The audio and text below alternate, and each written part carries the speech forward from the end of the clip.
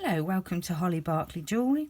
In today's episode we are going to be looking at making our own wirework components, starting with jump rings. Now jump rings look like this.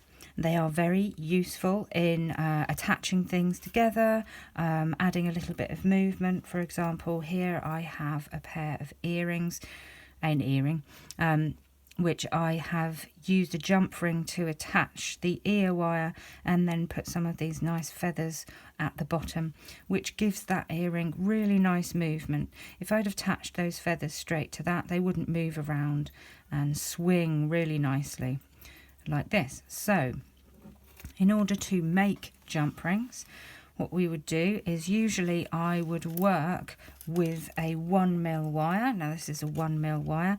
I normally wouldn't go a lot thinner than this. You could do this in 0.8mm if you wanted to, but I wouldn't go too much lower than that because your jump rings do need to have a little bit of strength to them. Now if you have a pair of round nose pliers, you can use those. You can also use a pair of bail making pliers to use these, to make these, or you can even use a pen or pencil, which I'm going to show you how to use all three.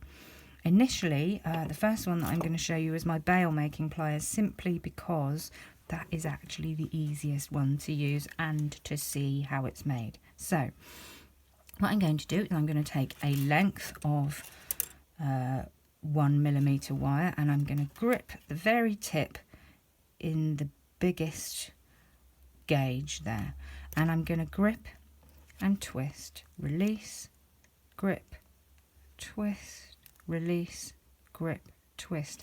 As it comes round to the top, what we're going to do is let the wire tuck underneath the beginning. So we're going to keep going around, gripping, releasing and twisting around and around, so we've made ourselves a little spiral. Then I can take that out and put that out of the way. Now I bring in my wire cutters and I'm just going to go in and cut all three of those, and that gives me 3 jump rings, just like that. If I want to make smaller jump rings, I just go and use a smaller gauge on my bail making pliers. Do exactly the same thing, cut through, and you can carry on making lots and lots of jump rings that way. Now you can buy these offline and that's absolutely fine, but I just like to try and make all of my components this way. Now if you have a pair of round nose pliers, then you're going to need to make your jump rings a little bit differently, because your round nose pliers have a cone to them.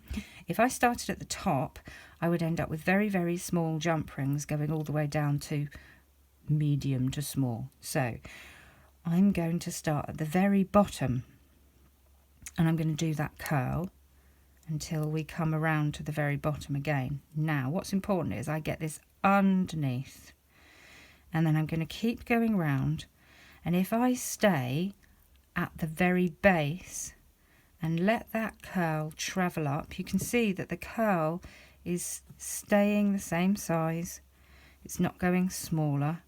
I get a uniform twist.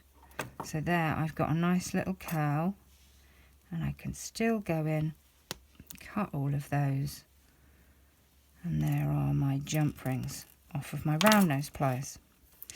The other thing that we can do is use a pen. Now this will give you slightly larger jump rings. The other thing that you can use is a smaller something, maybe an orange stick for nails or any kind of stick.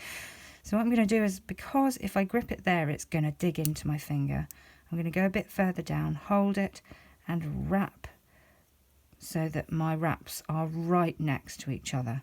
So I still have that nice circle. I'm going to slide that off. I'll take the lid off, seeing as it's not cooperating. And then I'm going to cut through all 3. And again, I end up with my jump rings just like that. So that's 3 different ways that you can make jump rings. on 3 different tools. Now we also have some different styles of jump ring, which I'm going to show you now, and because I find it easier to make them on my bail making pliers, I'm going to show you using those. So this time I'm going to make a split ring. That is exactly the same. I just do the same movements all the way around until it reaches the beginning. Now what I do, instead of going in and cutting through all of it, I just cut one level with the other, and that gives me an interesting little split ring.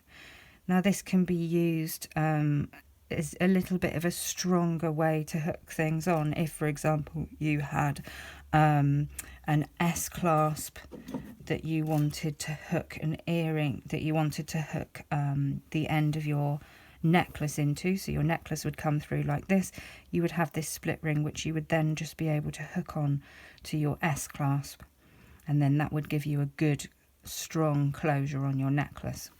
The other thing that we can do is a little bit more of a decorative one, which is exactly the same process, except for we just go around a little bit longer. So this time I'm going to make more of a spiral, something that's a little bit more decorative, and will look nice on my necklace. So I can go around that far.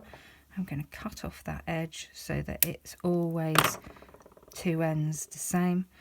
And then with this one, if I want to attach, that can be so that a necklace can actually thread through that. And if I want to attach my pendant that I've made onto it, imagine that this is your pendant, you just slide that in and feed it all the way around and keep going till it clips in. And there you go, you've got a very nice top to a necklace that you've made, to a pendant that you've made. So that is all the different jump rings that you can make. And on the next class we're going to be making those S-clasps that you just saw. So I hope that you enjoyed that. Please like and subscribe if you did, and have a look at my jewellery on my website, which is hollybarkleyjewellery.co.uk. Thank you. Bye.